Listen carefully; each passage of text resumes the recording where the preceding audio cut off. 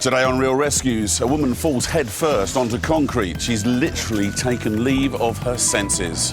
If you go back easy, please, darling, please. Can you? Say again? Can you go dirtly, please, darling, please? Her injury is so severe that the only way to move her is for Dr. Paul Rees to put her into a coma there and then. And the motorcyclist who caught his own crash on camera. He was playing daredevil when he smashed into a car at 60 miles an hour and remarkably survived.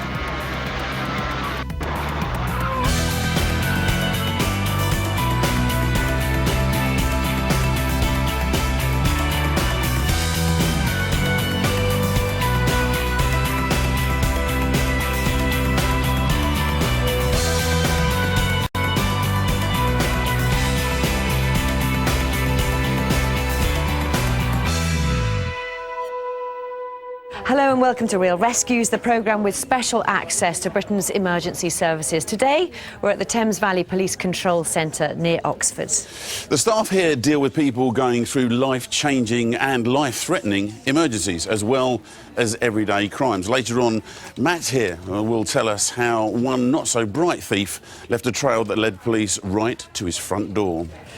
First, though, a real insight into just how much damage a bang to the head can do. Critical care doctor, friend of the programme, Paul Rees, is here to talk to us about a recent call-out. It was really serious, this one, wasn't it? Yeah, it's a very serious head injury, this one. Yeah. OK, so what had happened was a woman had fallen from a ladder, banging her head on a concrete floor. And this is what happened when Paul got to her house. Hello there. Hi there. Hello, doctors. Hiya. Who's this then? Hiya. Come up ladder so high on concrete floor. Oh, just outside here, or? Yeah, OK. Are you knocked out at all? A little bit delirious. Really? OK. If you go back easy, please, darling, please. Can you? Say again? Can you go dirtly, please, darling, please? Can you go right, please, darling? OK, fine. Please, can you get out of the way, please? OK. And she fell out here? In the conservatory, OK, yeah. fine. About how long ago? Probably about 25 minutes. 25 minutes, OK, fine. And what was she like straight away? Can you go right the way, please?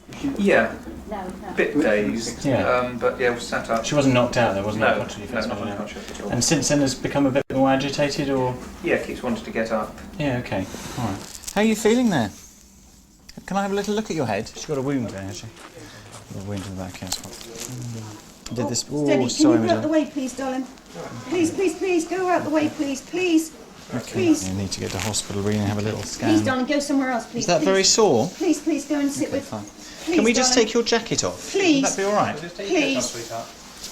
And then, Stay sitting down. Brian, what we'll need to do is get some IV access and give her something to make her feel nice and relaxed. Please, There go we go. somewhere else, please. Hold on. Please, leave us alone, please. It's all right, sweetheart. Please, leave us alone. This is all just caused by a little bang on the head, so I wouldn't be too distressed by it. So I'm just going to draw up some medication to make her feel a bit less agitated. Please, can you leave it? So this is not uncommon, OK? So Please. let's get things sorted for her. Well done. Please, leave it, please, please. Well Much done. relaxed in a moment. Please, Good. can you do it, please? That's great. So I think what we plan to do is actually, the lounge is quite warm, isn't it? And there's actually three-sided access in there, isn't there? So we'll lower a sign there, I think. Please, leave it, please, please.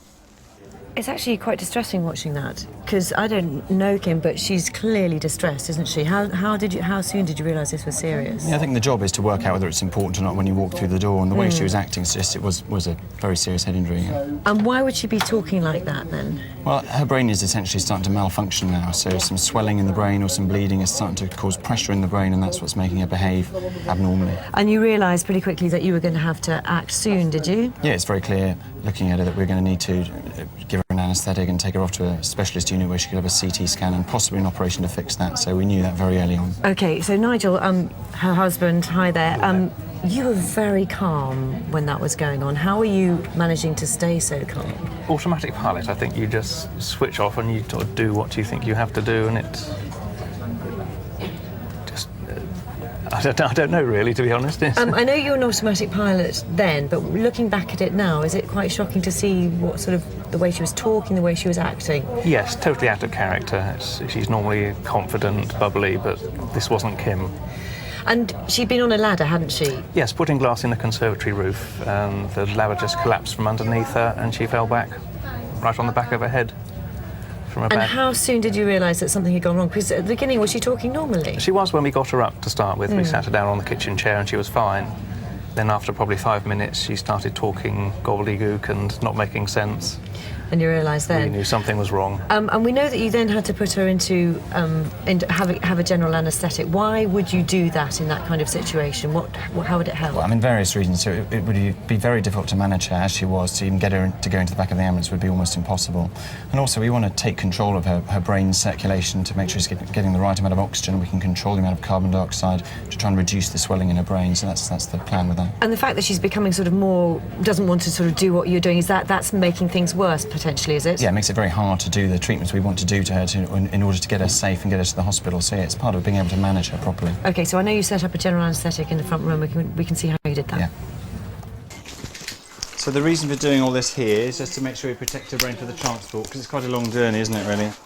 That's fine, you're doing very, very well. So plan will be, we give her some drugs, drift her off to sleep, and then ventilate her and take it from there, all right? So let's get all the monitoring attached. Brian, if you're happy, let's give her all of one of those, actually, be fine. Yep, here we go. Good, and all of that as a fast bolus. Yeah. So we're just going to wait for her to stop breathing. So just wait for her to fasciculate. So little bits of muscle movement there. Yeah. Okay, Brian, I'm going to need you with the tube over the bougie. Everybody stay in position. You got that? I've got that. Everybody stay put. Gone to 22, 24, that's fine. Bougie out, please. Go on. Okay, everybody stay put. Just take the mask off the bag valve mask for me, please. That's lovely. Something. Yeah, it's all right, I've got enough string Tied here. on, yeah. Okay, just hold that and ventilate for me. Good, chest going up and down, tubes fogging nicely, sats are stable. What we can do now is put a collar on her and get the head immobilised properly. Let's plan to be out in the next 2 minutes. It's just the safest way of doing this, really, rather than struggling and fighting throughout the entire journey. It's just not, if there is an injury to the head or to the brain, that makes it worse, so this is just much easier for her. Is it Southampton? Safer. We'll go to Southampton General, yeah. Should be all right. Should be all right. Well, Paul said she'll be all right. She is all right. Thank goodness. It's lovely to see you, Kim.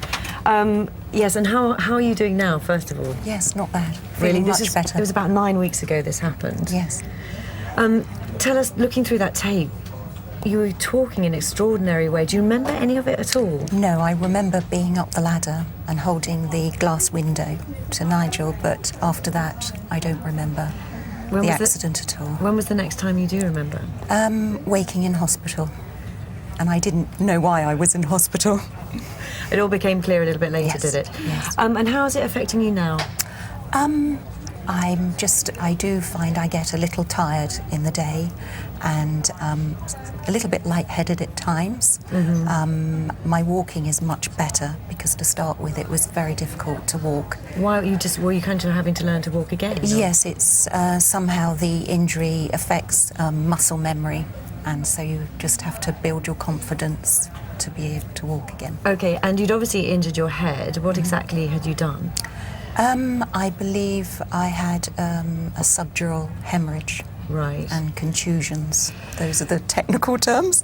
And an open head wound to the back of the head. And all that's all serious stuff, isn't it, Paul? It is potentially serious stuff, yeah. So some bleeding within the brain and some bruising, and potentially that could have needed an operation to fix it. Hence the importance of taking her directly to a hospital where they could have the facility to do that. And just tell us about that general anaesthetic, because you sort of put her into a chemically induced coma, did you? Yeah, if you like, we're switching off the brain's demand for oxygen. The brain is struggling for oxygen, so we turn that off by giving an anaesthetic.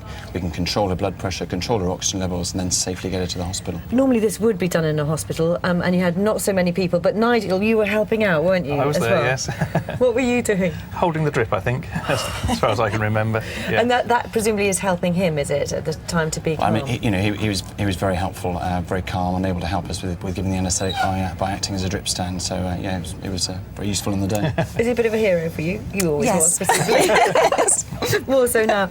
Tell us about, you also having problems, aren't you, with your sense of smell and taste. So how is that affecting you?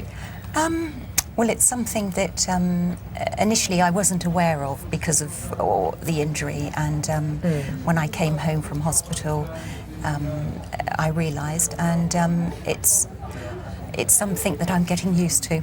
It's, Because I guess you sort of we all take it for granted being able to smell, don't we? So what sort of things are you missing? just smelling clean laundry, my girls, my husband. Yeah. It's just a bizarre sense not to have. And just quickly, we were talking a little bit earlier and you said that you knew it wasn't normal because you weren't swearing on the tape. Is that fair enough? And I'm glad I wasn't. Yes, I think that's probably fair enough. Thank you very much. I'm so glad you're better. Thank you all. Thank you. Now a story which